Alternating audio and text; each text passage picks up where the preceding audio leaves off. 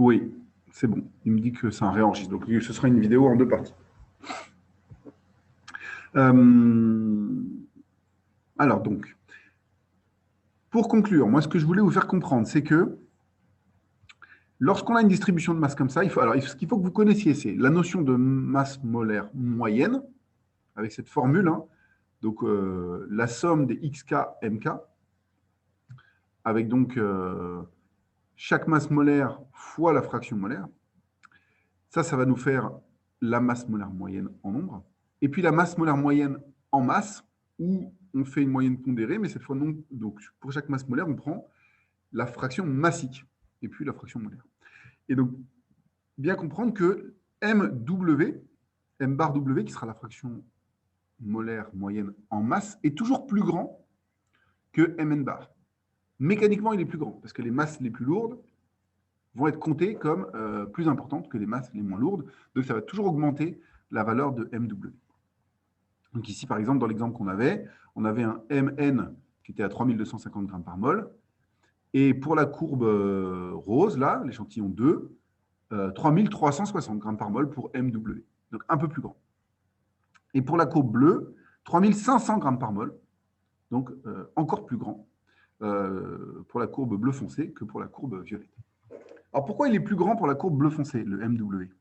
Parce que la courbe bleu foncé, elle est plus évasée, donc il y a davantage de masse, importantes. Et ces masses importantes, comme elles comptent plus dans le décompte de la moyenne, eh ben, elles vont augmenter mécaniquement dans le calcul de la moyenne. Ce qui nous amène à un point important, et c'est là que je voulais arriver, la notion d'indice de polymolécularité, qu'on peut aussi appeler indice de polydispersité. En fait, on voit que plus finalement MW est grand par rapport à MN, quand on les compare, plus MW est grand, plus ça veut dire qu'il y a un écartement important dans la distribution des masses, puisque ça veut dire qu'il y a des masses molaires qui sont très très élevées, donc qui s'éloignent beaucoup de la moyenne.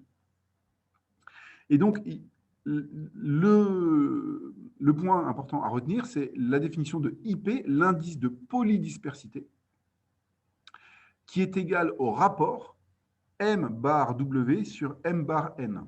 Autrement dit, on regarde le rapport entre la masse molaire moyenne en masse et la masse molaire moyenne en nombre.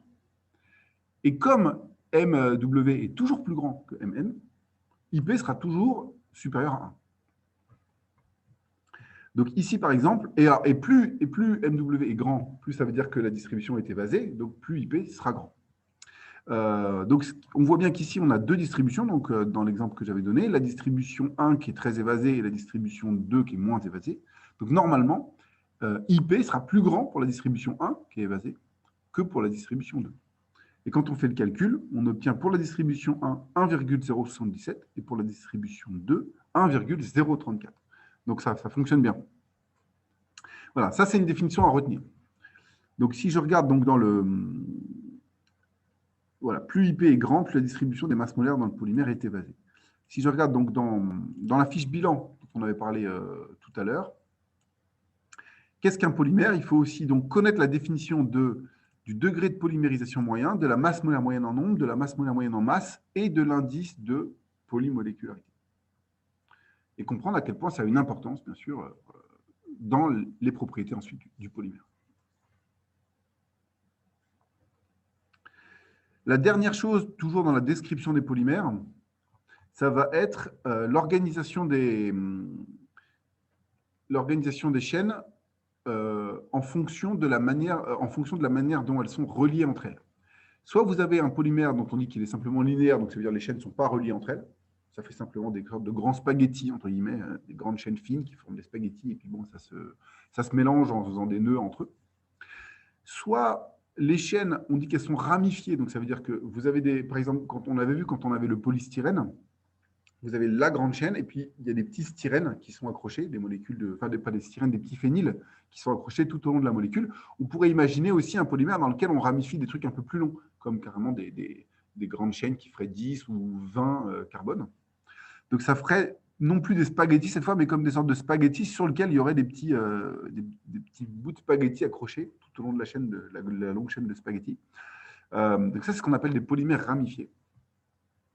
Et puis, il y a aussi ce qu'on appelle les polymères réticulés. Donc ça, c'est non seulement on a des chaînes sur lesquelles on a accroché des petites chaînes, mais en plus, ces petites chaînes, elles vont s'accrocher, elles vont former un réseau puisqu'elles s'accrochent aux spaghettis d'à côté.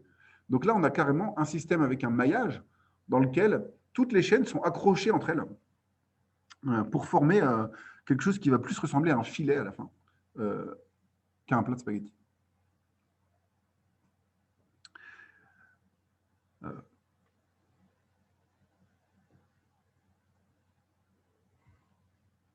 Ça, c'est très intéressant parce que quand on a un composé comme ça, quand on a un composé dans lequel les chaînes sont reliées entre elles par réticulation, en général, ça va le rendre beaucoup plus solide.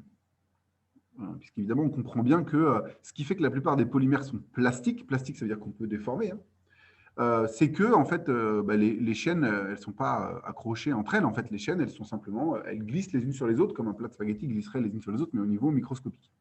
Alors que quand on a quelque chose de réticulé comme ça, là, on peut plus les faire glisser les chaînes les unes aux autres parce qu'elles sont accrochées. Donc là, on va obtenir des polymères qui sont en général plus solides, mais qui peuvent quand même avoir des propriétés un peu élastiques, parce que par exemple, le caoutchouc qui est utilisé pour les pneus, il est obtenu en faisant la réticulation de chaînes de polybutadiène. Donc on imagine qu'on a des grandes chaînes comme ça au départ qui sont des polybutadiènes, et ces grandes chaînes, en les faisant réagir avec du soufre, on est capable de faire des liaisons entre les chaînes, parce que alors c'est un soufre qui est sous la forme S8, et quand il réagit avec les fonctions alcènes, il est capable de faire des petites chaînes comme ça, avec soit deux soufres reliés entre eux, soit des fois un peu plus de soufre. Et donc, ça va créer des liaisons entre les chaînes et former cette espèce de maillage qui va donner ses propriétés particulières au caoutchouc des pneus. Donc là, on a terminé la partie description des polymères, ce qui était déjà un gros morceau, hein. Et après, donc, alors en termes de TD, je n'ai pas un exercice précis sur ça. J'ai plutôt un exercice après sur les évolutions des propriétés. Donc, on ne va pas faire d'exercice sur ça, mais je voulais juste vous faire le petit rappel de ce qu'il fallait retenir. Ok, on a terminé sur la partie grand 1. Qu'est-ce qu'un polymère qui est déjà assez balèze? Donc, on a fait des exercices pour passer de monomère à polymère et vice-versa. On a rappelé les définitions des degrés de polymérisation moyen, masse molaire moyenne, etc. Maintenant, autre point de réflexion qu'on peut vous demander dans un exercice sur les polymères, c'est vous faire réfléchir sur les interactions intermoléculaires entre les macromolécules. Pour expliquer les propriétés d'un polymère, il faut comprendre comment ces grandes macromolécules, ces sortes de grands spaghettis, comment ils interagissent entre eux. Est-ce qu'ils se collent bien les uns avec les autres, ou est-ce qu'au contraire, c'est quelque chose d'un peu faiblement lié, finalement, qui va donner des interactions moins intéressantes, moins importantes. Donc déjà, il faut bien connaître les interactions faibles. Rappel de première année des révisions qu'on a fait donc, sur les interactions de Van der Waals, London, Debye, Kizom, les interactions liaison-hydrogène. Et puis après, il peut y avoir éventuellement des interactions plus exotiques, mais en général, c'est ces 4 choses-là qui permettent de bien comprendre les choses. Donc, dans un exercice, quand on vous présente une chaîne de polymères, on pourra vous demander, par exemple, de déterminer quelles sont les interactions qui interviennent dans le polymère. Au vu de la formule, est-ce qu'il y a des interactions de London, de Biekisum, etc. Ensuite, important, comprendre l'influence d'éventuelles ramifications sur l'accollement des chaînes et sur les interactions faibles. Alors, ce qu'il faut bien comprendre, c'est que deux chaînes de polymères, elles vont pouvoir bien s'accoler et faire des interactions souvent de London, mais des fois éventuellement d'autres interactions de Van der Waals ou liaison hydrogène. Mais pour bien faire des interactions, les chaînes de polymères, il faut qu'il n'y ait pas de ramification. Parce que comme ça, elles sont bien plates, enfin bien fines, et elles peuvent facilement se coller, comme deux spaghettis qui se colleraient. Si vous imaginez les spaghettis qui ont plein d'arêtes, comme des sortes d'arêtes de poisson, vous n'arrivez pas bien à les coller parce que ça gêne en fait. Donc souvent, quand on rajoute des ramifications à un polymère, ça empêche les chaînes de s'accoler correctement et ça va rendre ce polymère plus mou. Donc ça, c'est un truc important à comprendre. Attention à bien distinguer les interactions faibles et ce qu'on appelle la réticulation chimique. Interaction faible, ce n'est pas une vraie liaison, c'est soit une liaison de Van der Waals, soit au pire une liaison hydrogène qui est un peu plus forte. Par contre, quand on parle de réticulation chimique, là, c'est quand il y a une vraie liaison covalente qui relie les chaînes entre elles, et ça fait le filet dont j'ai parlé, qu'on appelle la réticulation. Alors, ce n'est pas parce que les interactions, on appelle ça des interactions faibles, que ça va forcément être très faible en pratique. Parce que comme une chaîne de polymères, ça peut faire 10 000 unités largement, ben vous voyez bien que quand il y a deux chaînes de polymères de 10 000 unités qui sont très très proches l'une de l'autre, parce qu'elles se mélangent de façon très efficace, en fait, ça va faire des interactions de Van der Waals qui sont très puissantes. Et ce sera quasiment impossible de les séparer, ces deux chaînes-là. Hein, donc, en fin de compte, c'est des interactions faibles, mais c'est quand même des interactions assez puissantes. La différence, ça va être le comportement à la température. Quand on a des interactions faibles et qu'on chauffe, on est capable, ces interactions faibles, normalement, de les combattre grâce à l'agitation thermique. Et donc, le polymère, il va toujours finir par fondre, d'une certaine façon. Alors que quand on a un polymère qui est réticulé, comme c'est des vraies liaisons chimiques covalentes, si on chauffe, ben, elles ne vont pas casser les liaisons chimiques, parce qu'on ne peut pas casser la molécule à moins de la brûler, quoi. D'ailleurs, c'est pour ça qu'on peut faire brûler des pneus. Vous savez, les pneus dans les manifs ou les trucs comme ça, des fois, ils font brûler des pneus.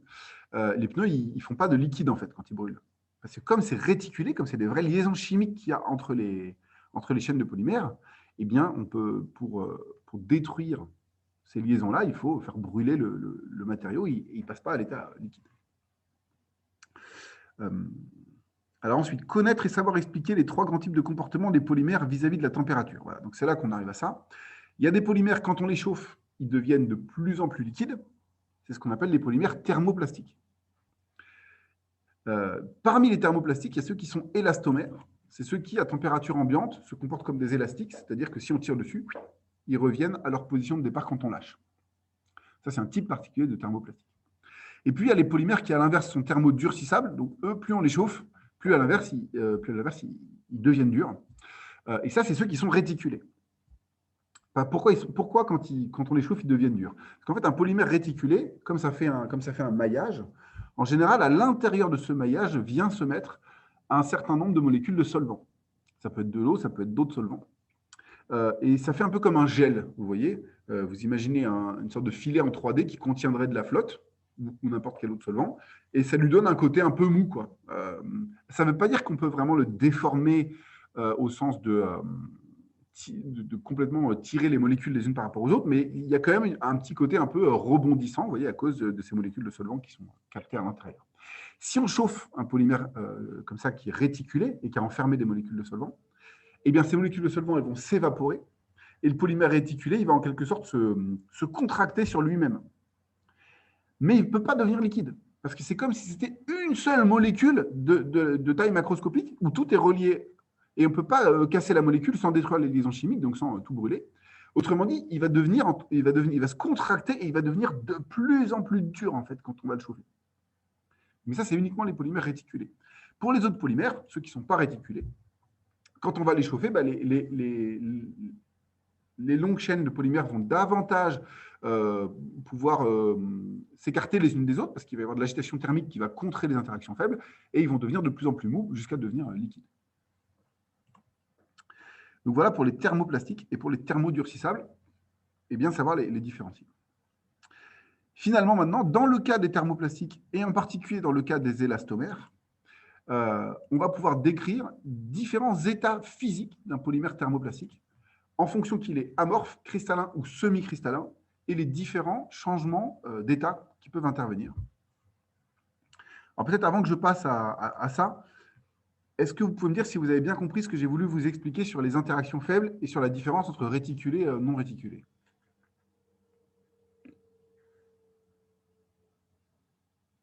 Est-ce que vous pouvez juste répéter réticulé et non réticulé? Enfin, juste, ouais.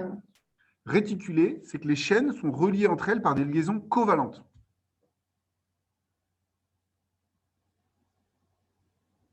Des vraies liaisons chimiques fortes.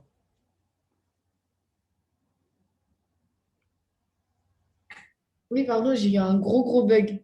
Ouais, ça me dit votre connexion Internet est instable là, sur mon ordi, mais j'ai l'impression que c'est bon, c'est revenu. Donc je recommence. Réticulé, ça veut dire que les chaînes sont reliées entre elles par des liaisons covalentes, des liaisons fortes. Ok, d'accord. Et non réticulé, c'est l'inverse. Dans Enfin, réticulé, ce n'est pas le cas, donc c'est des liaisons faibles entre les chaînes, des interactions de Van der Waals, quoi.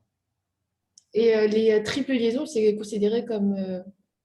Non, mais ce qui compte, c'est pas ça. Toute liaison chimique véritable est considérée comme forte. Ok. Mais les liaisons de Van der Waals, tu sais, ce n'est pas des liaisons chimiques. Mm. C'est juste des interactions entre dipôles. Ouais. Ok.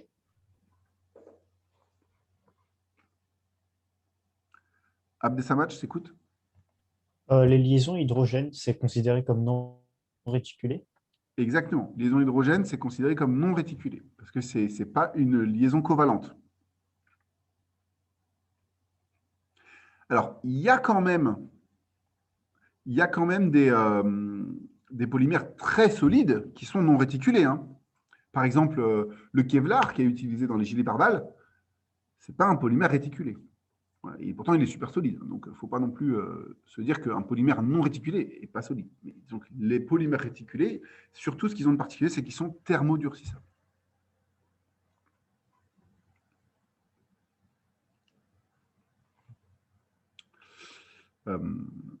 Alors maintenant, les températures de changement d'état. Donc parmi...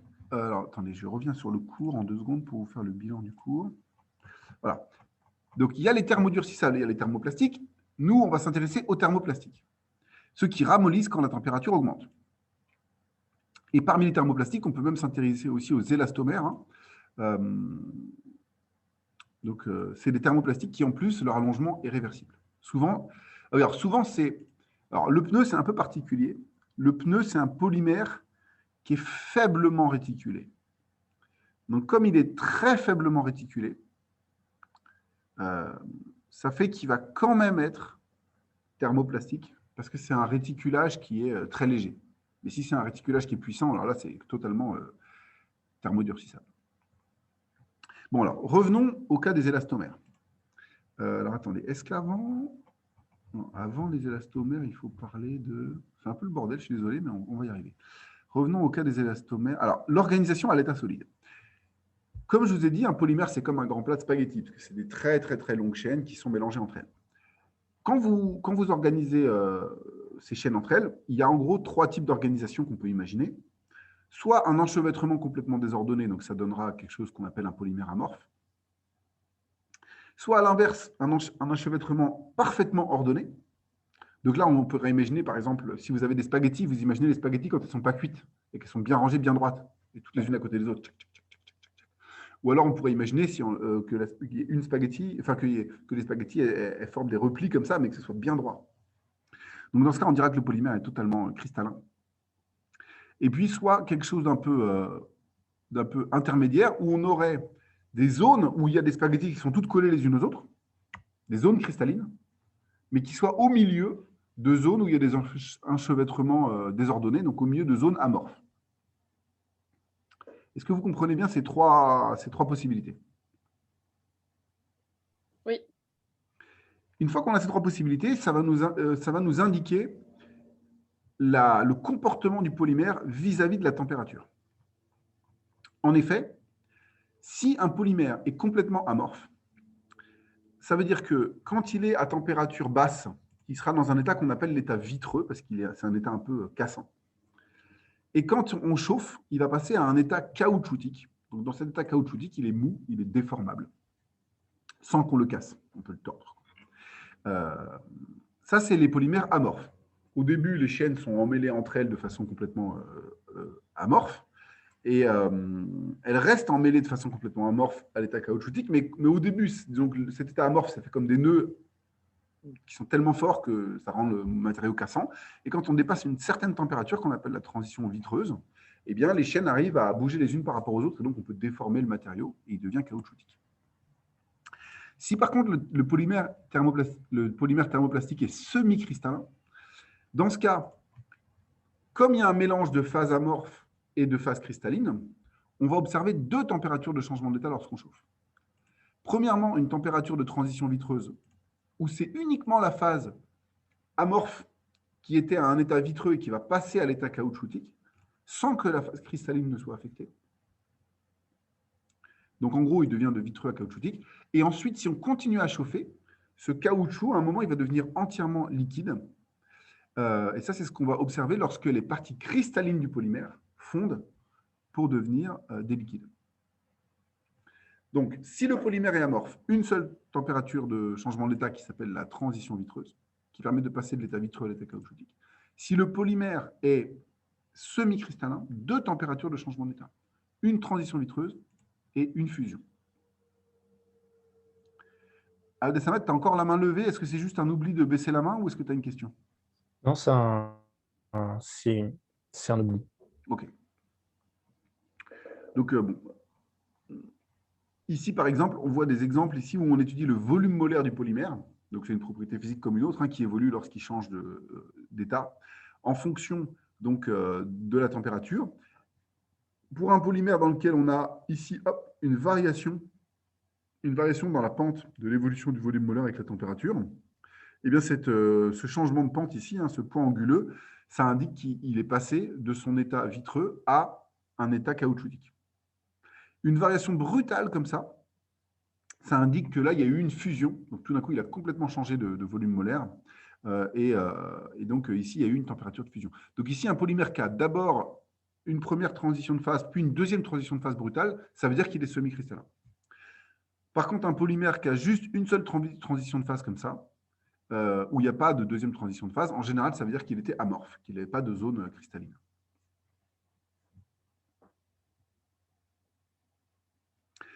Alors, donc, comment savoir si un polymère va être plutôt... Enfin, comment savoir si ces températures de transition vitreuse vont être élevées ou basses pour un polymère? En général, plus le polymère a une masse molaire moyenne grande, plus les chaînes sont longues, plus ça va être évidemment difficile de le passer de l'état vitreux à l'état caoutchoutique. Parce que plus les chaînes sont longues, plus elles vont être enchevêtrées, et donc plus il y aura de cohésion dans le matériau, et plus ce sera difficile de le rendre caoutchoutique. De la même façon, on peut faire pas mal de raisonnements. Plus les chaînes, en gros, font d'interaction entre elles, plus il faudra chauffer fort pour atteindre la zone caoutchoutique. Donc, comment on peut faire pour rendre un matériau plus caoutchoutique? En empêchant les chaînes de se coller entre elles. Et comment on peut empêcher les chaînes de se coller entre elles? En mettant, par exemple, des ramifications. Des ramifications qui vont faire que les chaînes ne vont pas réussir à se coller.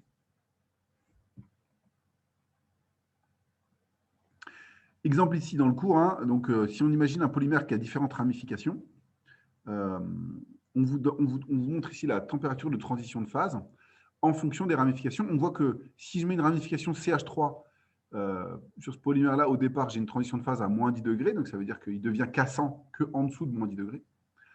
Au-dessus de moins 10 degrés, il est caoutchoutique. Si je mets une chaîne plus longue, CH2, CH3, ça devient moins 24. Si je mets une chaîne encore plus longue avec 3 carbones, moins 40. Si je mets une chaîne encore plus longue, moins 50. Autrement dit, il est caoutchoutique à des températures plus élevées parce que les chaînes ont du mal à se rapprocher à cause des ramifications qui gênent. Et donc, globalement, on est plutôt dans un état caoutchoutique à des températures plus basses. Est-ce qu'il y a des questions sur ça ou est-ce que vous comprenez le principe? Non, ça va, c'est compris. Ok. Alors, au niveau du TD, attendez, ça c'est le corrigé du TD, pardon. Au niveau du TD, je regarde si j'ai des questions sur ça, parce qu'il y avait... Après, ça c'était le module Young. Copolymère.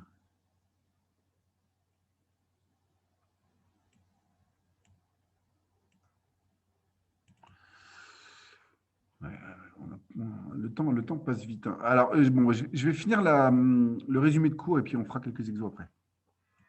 Donc, du coup, ce qu'il faut que vous sachiez, c'est donc déterminer les interactions faibles intervenant dans un polymère à partir de sa formule, comprendre l'influence qu'ont les ramifications sur l'accollement des chaînes, distinguer interaction faible et réticulation, les 3 types de polymères, et ensuite décrire les états physiques du polymère, donc savoir qu'il passe de amorphe, de l'état vitreux à l'état caoutchoutique, et que s'il a des zones semi-cristallines, il peut même passer à l'état fondu après, si les parties cristallines fondent. Et donc, du coup, il peut y avoir une transition ou deux températures de changement d'état en fonction du type de polymère. Et enfin, la dernière chose, c'est les propriétés mécaniques des polymères. Alors, ça, c'est le TD. Je reprends le cours 2 secondes. Donc, les propriétés mécaniques des polymères, ça, c'est le diagramme de traction que vous avez peut-être déjà vu en physique, si vous avez fait une introduction à la physique des matériaux. Quand on tire sur une tige de polymère, eh bien, on va observer que si on représente la contrainte, c'est-à-dire la force divisée par la surface de la section de polymère sur laquelle on tire. Donc, en gros, la force avec laquelle on tire. Si on représente la contrainte en fonction de l'allongement, donc c'est un allongement relatif en pourcentage, mais en fonction de l'allongement, eh bien, on se rend compte que pendant toute une zone, il y a quelque chose de linéaire. C'est-à-dire que pour allonger pour allonger 2 fois plus, il faut que je tire avec une force 2 fois plus grande. Voilà. Pour allonger 3 fois plus, il faut que je tire avec une force 3 fois plus grande, etc. Ce qui est cohérent. Et si je lâche, le polymère, en général, il revient, il est élastique, hein, donc il revient à sa forme de départ. Ça, c'est toute la zone de O à A ici, qu'on appelle le domaine élastique. Plus je tire fort, plus j'ai réussi à allonger, puis dès que j'arrête de tirer, ça revient au domaine élastique. Et au bout d'un moment, on voit qu'on sort de cette zone linéaire et on peut atteindre des élongations plus grandes sans tirer beaucoup plus fort. C'est-à-dire que là, j'arrive à une élongation qui va être 2 fois plus grande, mais en tirant seulement 1,5 fois plus fort. Alors là, si on est dans cette zone-là, on n'est plus dans une zone d'élasticité. Ça veut dire qu'on est dans la zone de plasticité. Donc là, si je continue à tirer, le polymère ne reviendra pas dans sa forme initiale. Et puis au bout d'un moment, on va même avoir l'inverse. Au bout d'un moment, on va pouvoir, avec grande facilité, les tirer, puis il va se casser. Donc ça, c'est ce qu'on appelle le domaine de striction, c'est-à-dire que la tige de polymère sur laquelle je tire s'amincit jusqu'à briser. Et puis au point C, voilà, elle se brise. Donc on peut vous donner au concours éventuellement à analyser une courbe comme ça. Et donc il faut connaître ces 3 mots-là, domaine élastique, domaine plastique, domaine de striction et rupture. Et savoir que dans le domaine élastique, la loi de Hooke s'applique. C'est la loi qui dit que la contrainte est proportionnelle à l'allongement et qui explique qu'on a quelque chose de linéaire ici. Donc, contrainte proportionnelle à l'allongement. Et la pente de la courbe de la contrainte en fonction de l'allongement, c'est ce qu'on appelle le module de Young. Plus le module de Young est grand, c'est-à-dire plus la pente est élevée, bien plus c'est difficile de tirer sur le matériau, plus il est rigide, parce qu'il faut mettre une contrainte importante pour le même allongement. Voilà. Et donc, évidemment, le module de Young, il va changer avec la température. Plus on chauffe un polymère thermoplastique, plus son module de Young diminue, puisque, comme on le chauffe, il devient de plus en plus mou. Et en général, il y a un passage de l'état vitreux à l'état caoutchoutique où on voit une diminution importante du module de Young, une diminution souvent d'un facteur 1000. Donc ici, c'est un log décimal qui passe de 9 à 6. Donc, quand log diminue de 3, en fait, c'est comme si on avait divisé par 1000. Donc, une façon éventuellement de regarder l'influence de la température sur les propriétés d'un polymère, c'est de regarder l'influence de la température sur le module de Young du polymère. Et on voit qu'il y a toute une zone qui est la transition vitreuse, dans laquelle ça chute, et il devient de plus en plus mou, et ça se voit avec son module de Young. De la même façon, un polymère qui serait semi-cristallin, on aurait souvent 2 évolutions, 2 températures de transition, la température de transition vitreuse et ensuite la température de fusion des cristallites. Et donc 2 changements dans le module de Young lorsqu'on chauffe le polymère. Et voilà, ça c'était la fin du cours. Alors en termes d'exercice, du coup, maintenant qu'on a tout vu, hein, si je reviens sur la fiche bilan, du coup, à la fin, en gros, il faut savoir commenter les différentes phases du diagramme de traction, connaître la loi de Hooke et le module de Young, et puis analyser une courbe d'évolution du module de Young avec la température en disant qu'il y a la température de transition. Maintenant qu'on a tout ça, on peut regarder concrètement dans un exercice ce que ça donne. Donc si je prends le TD ici avec... par exemple, alors on va faire l'application qui est ici, l'application 1 avec des vrais faux, puis avec ici une étude d'évolution avec la température. Donc dans l'application 1, on va voir si vous avez bien compris. Question 1, on vous dit, un polymère amorphe possède une température de transition vitreuse et une température de fusion. Prenez chacun un peu de temps pour réfléchir. Et alors, je vois que quelqu'un parle dans la... Alors, Corinna dit faux. Est-ce que vous êtes d'accord avec elle?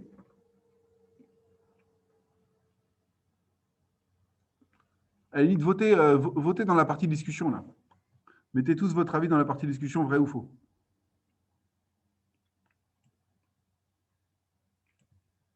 Vous voyez comment faire pour la partie discussion?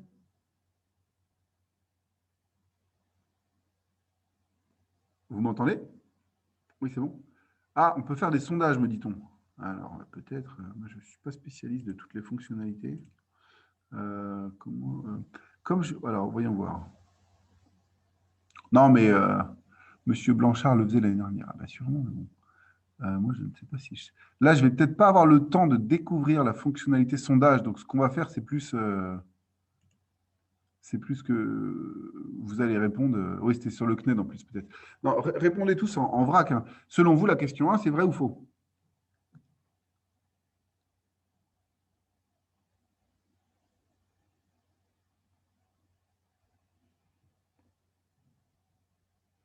Bon. Ah, Thomas dit vrai. Steve dit faux, Corinna dit faux. Bon, je vois qu'il y a une super participation, 3 personnes sur 14. Séverine qui participe aussi, faux, on est d'accord. Donc, Nied aussi qui dit faux. Alexis qui dit faux. Alors, Thomas, est-ce que tu as juste essayé d'induire les autres en erreur pour voir s'ils te suivaient ou pas?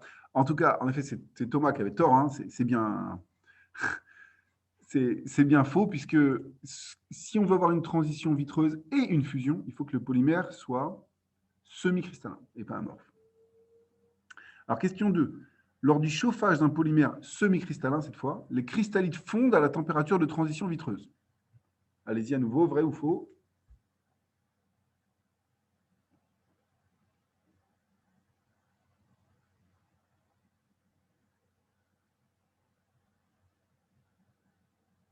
Quand on dit fondre, ça veut dire liquide.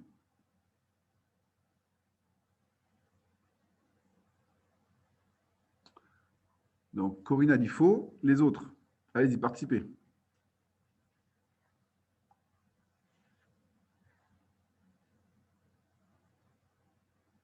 Bon, pour l'instant, j'ai 100% de faux. Je vois que vous êtes tous d'accord. En effet, c'est faux parce qu'ils fondent à la température de fusion et pas à la température de transition vitreuse qui passe juste de l'état vitreux à l'état caoutchoutique. Question 3. Le modèle Young d'un polymère est plus faible à l'état caoutchoutique qu'à l'état vitreux. Vrai ou faux?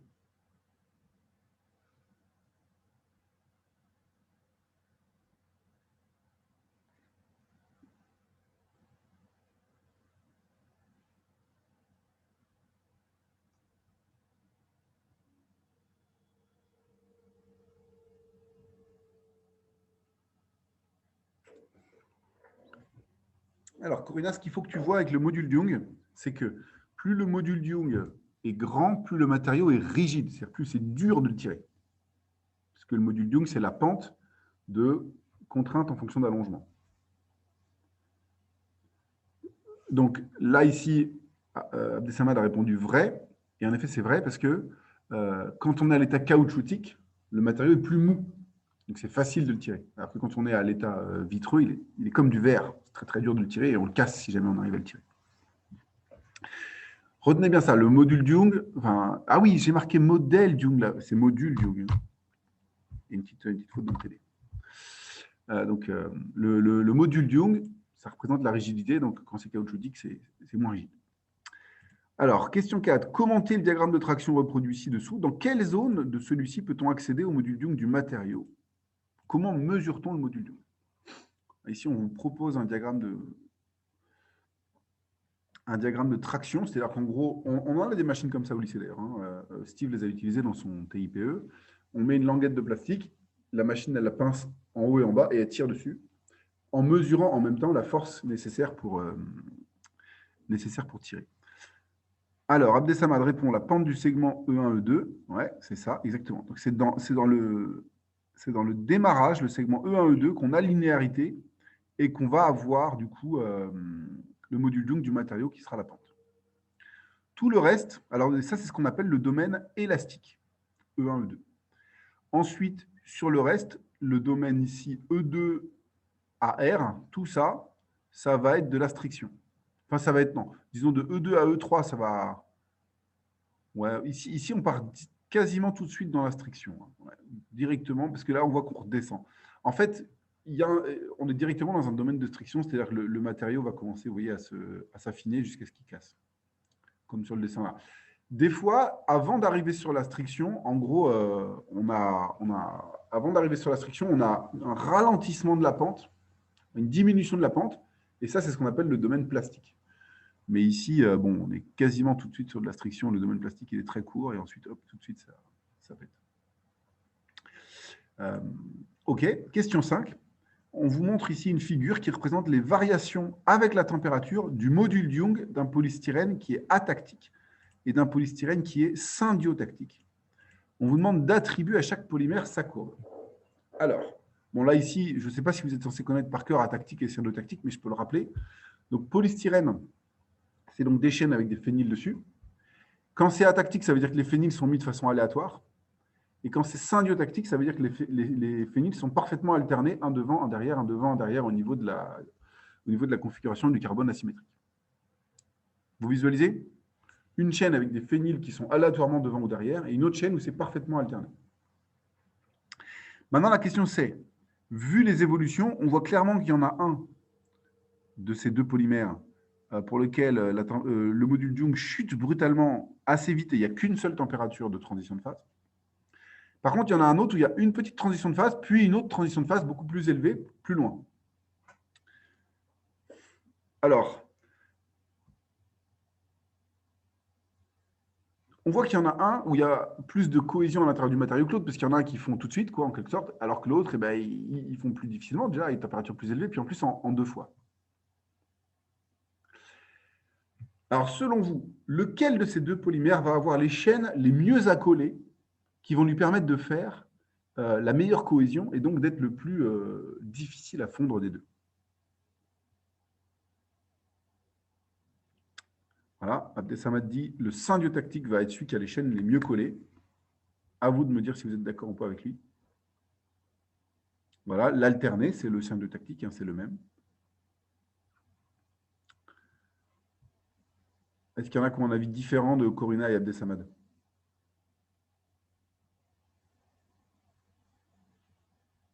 Allez, on va prendre leur avis comme étant, voilà, comme Corina, on va prendre leur avis comme étant l'avis du groupe.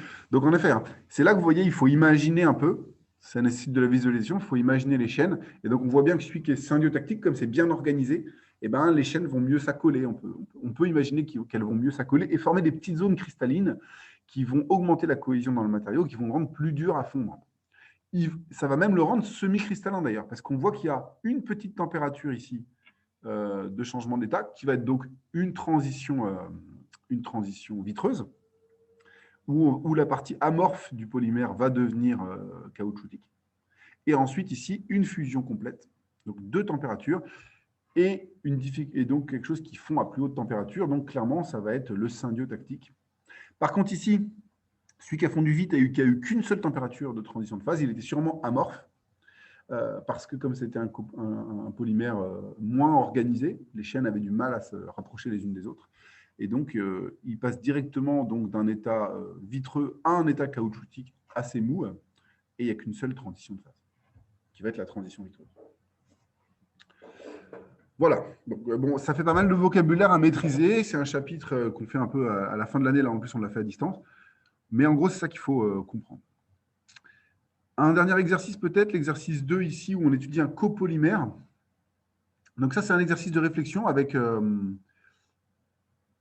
donc plusieurs questions intéressantes et un graphique à étudier. Donc on vous dit, les copolymères à base d'éthylène, ou éthène, et propylène ou propène, sont des produits amorphes. Donc là, ici, on vous donne une information. Amorphes, ça veut dire qu'ils ne sont pas semi-cristallins. Ayant d'intéressantes propriétés élastomériques. Donc, c'est des élastomères. Donc, élastomères, ça veut dire ils se comportent comme des élastiques. Ils sont notamment employés pour la fabrication de tuyaux pour le transport d'eau ou de produits chimiques, de joints ou de feuilles d'étanchéité. Question 1. Représenter la structure d'un copolymère alterné éthylène-propylène. Donc déjà, il faut bien comprendre ce que ça signifie copolymère alterné. Et ensuite, il faut être capable de bien dessiner ce que c'est qu'un polymère d'éthylène, ce que c'est qu'un polymère de propylène, et ensuite ce que c'est qu'un polymère alterné des deux. Alors ici, on n'a pas beaucoup de temps, donc je vais vous donner la réponse. Hein. Mais donc, exercice 2, c'est là. Voilà. Hop, on va zoomer un petit peu. Voilà, ici, il faut imaginer qu'on a 2 atomes qui vont correspondre à un éthène, puis 2 atomes qui vont correspondre à un propène, avec donc un CH3 dessus. Et comme c'est alterné, ensuite, on met 2 atomes pour un éthène, puis 2 atomes pour un propène, avec un CH3 dessus, etc., etc. Il faut alterner les deux. Donc ça, ce serait le dessin de ce polymère. OK. Alexis, je te souhaite une bonne révision. Je le dirai à tout le monde après en groupe, mais puisque tu y vas, je te le dis. Ah ben non, mais toi, de toute façon, tu vas pas besoin de réviser tant que ça. En tout cas, au revoir Alexis et bonne colle d'anglais. Alors ensuite, on continue. Je disais qu'il n'avait pas besoin de réviser parce qu'il n'était pas inscrit au concours, hein, pas parce qu'il n'avait pas besoin de réviser pour comprendre la chimie. Alors, on continue donc l'exercice. Monsieur, j'ai une question. En fait, c'est la même chose, quasi, quand on alterne.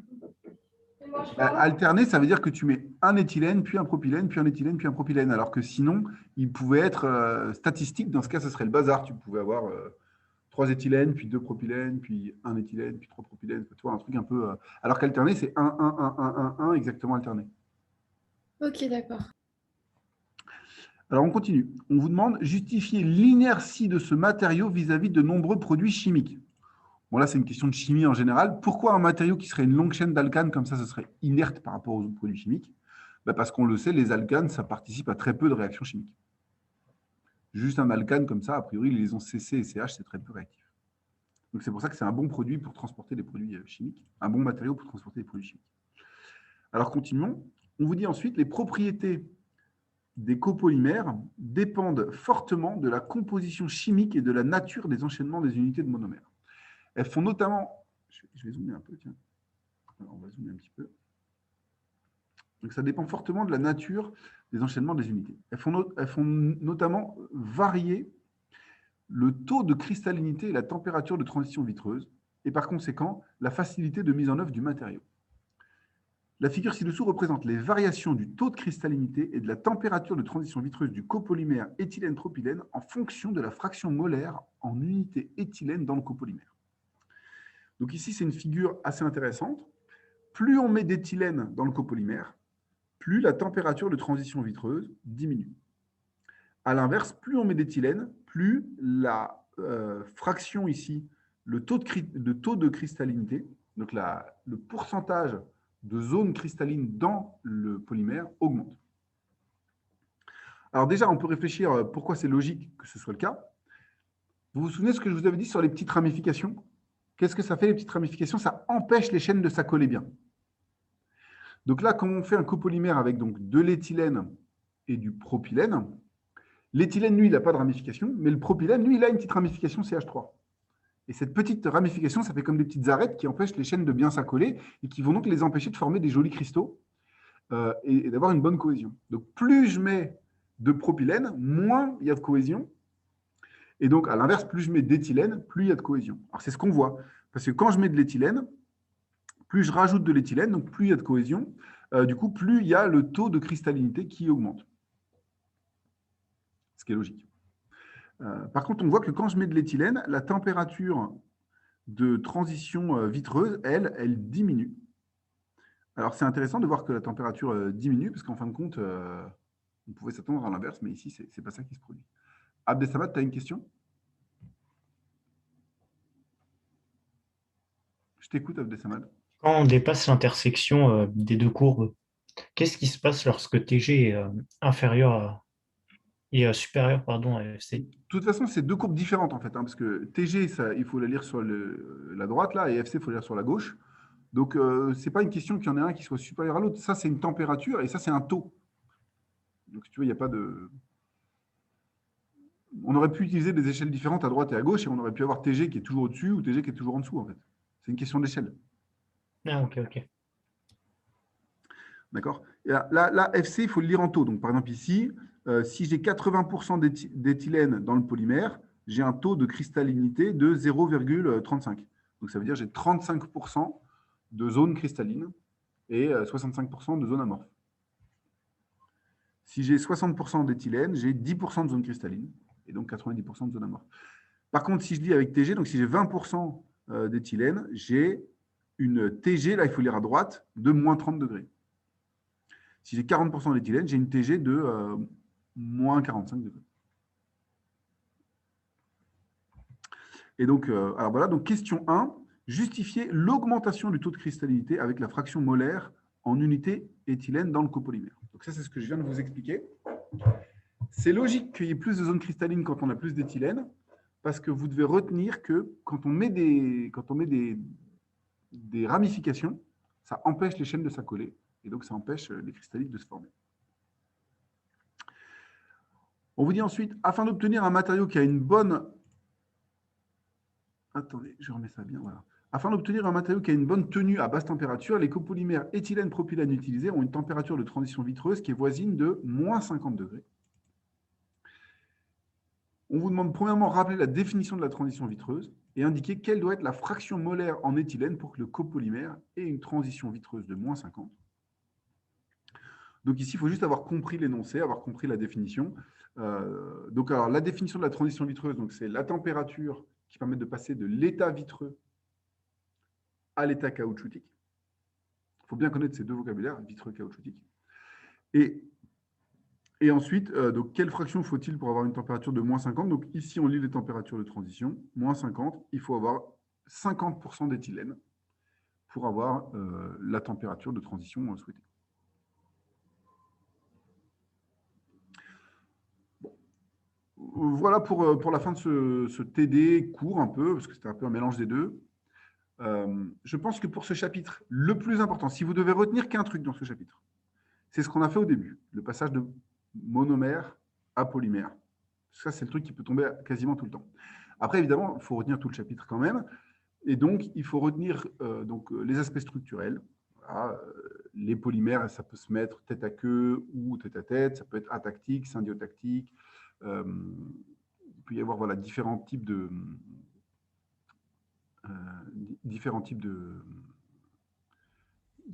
d'organisation dans l'espace. Après, il faut retenir qu'il y a des polymères linéaires, d'autres qui sont ramifiés et d'autres qui sont réticulés.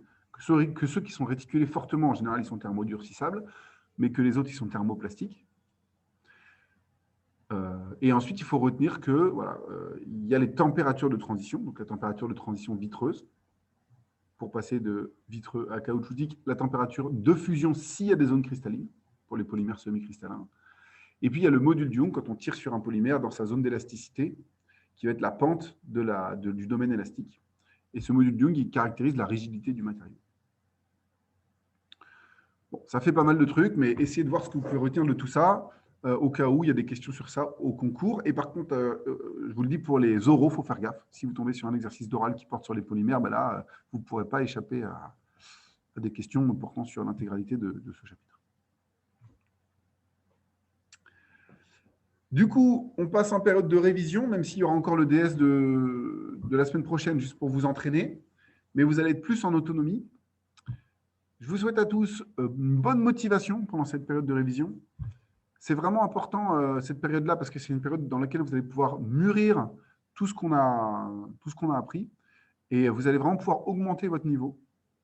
Donc, je vous souhaite vraiment d'en profiter au maximum, d'arriver à bien vous organiser, de faire de la qualité, c'est-à-dire de ne pas essayer juste d'aller le plus vite possible pour faire le plus de choses possible, mais de prendre le temps de bien comprendre les choses. Si vous avez fait des fiches pendant l'année, c'est là que vous allez beaucoup les utiliser pour pouvoir revenir rapidement sur les cours, vous entraîner en faisant des exercices. Vous pouvez m'envoyer des emails si à un moment vous avez des questions en particulier. En tout cas, il vous reste encore une sacrée dernière ligne droite. J'essaierai de faire, je vais arrêter l'enregistrement parce qu'on a terminé la partie TD.